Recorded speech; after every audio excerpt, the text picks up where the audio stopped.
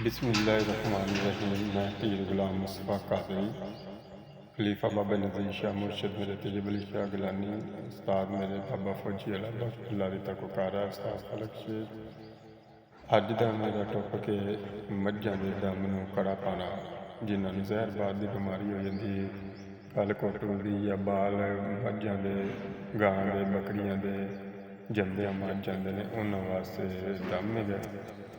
तो दम का तरीकाकार यह है कि तुसीं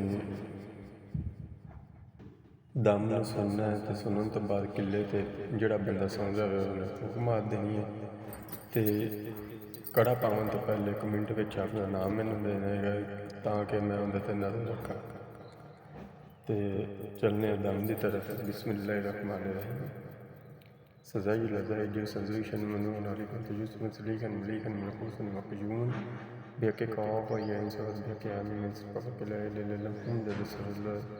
सज़ाई लज़ाई जो सज़ुशन मनून नाली मंतजुस मसलीकन मलीकन मलकूसन मकजून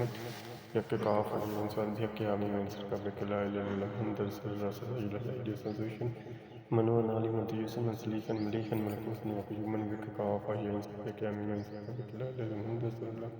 सज़ाई लज़ाई जो सज़ुशन मनून नाली मंतजुस मसलीकन मलीकन मलकूसन मकजून बेके कौफ या इंसास बेके आमी में सफ़ा ला इलाहा इल्लल्लाह सज़ाई लज़ाई जो सज़ुशन मनून नाली मंतजुस मसलीकन मलीकन मलकूसन मकजून बेके कौफ या इंसास बेके आमी में सफ़ा ला इलाहा इल्लल्लाह सज़ाई लज़ाई जो सज़ुशन मनून नाली मंतजुस मसलीकन मलीकन मलकूसन मकजून बेके कौफ या इंसास बेके आमी में सफ़ा ला इलाहा इल्लल्लाह सज़ाई लज़ाई जो सज़ुशन मनून नाली मंतजुस मसलीकन मलीकन मलकूसन मकजून बेके कौफ या इंसास बेके आमी में सफ़ा ला इलाहा इल्लल्लाह। बिस्मिल्लाहिर्रहमानिर्रहीम।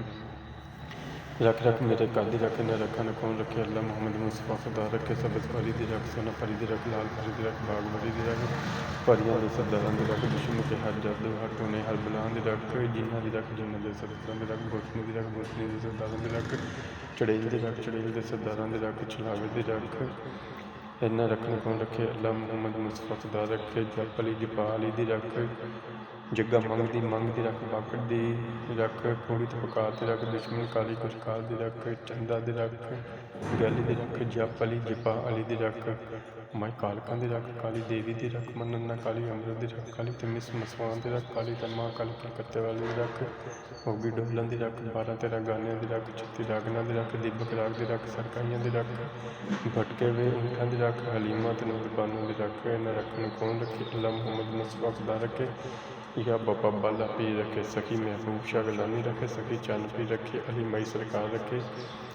दो दूदगी रखे हुजरा शमकीम रखे लैला वाला पीर रखे जिंदा पीर रखन 5 पीर फकीर रखन बाबा फरीदुद्दीन गन शक्कर रखे साबर पिया सरकार रखे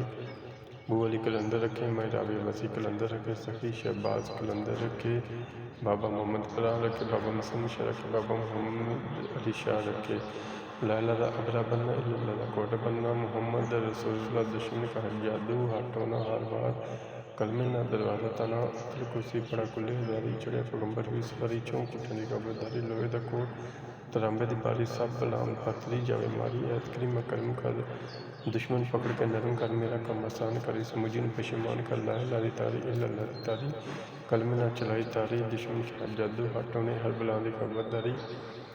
अतल कुछ पढ़ा 5000 या मोहम्मद मुस्तफ़ा तू नाल कर सवारी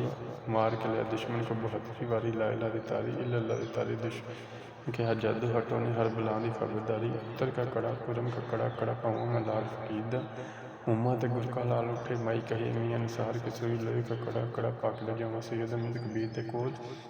कुल मलैक बलावा तख्त सुलेमान पैगंबर दा बनावे 1,70,000 बलाम 65 बन के मारा ना कड़ा बलावा टुटे ना बलावा छुटन ना कड़ा बलावा टुटे ना बलावा छुटन ना कड़ा बलावा टुटे ना बलावा छुटन। इस फूक मारन तो बाद तुसीं एक किले में ठोकते हो तो जो भी दुश्मन किसी ने तुहाडी मैं मझ गां नज़र लग जाती है वो अल्लाह के हुक्म नाल नज़र ना लगेगी तो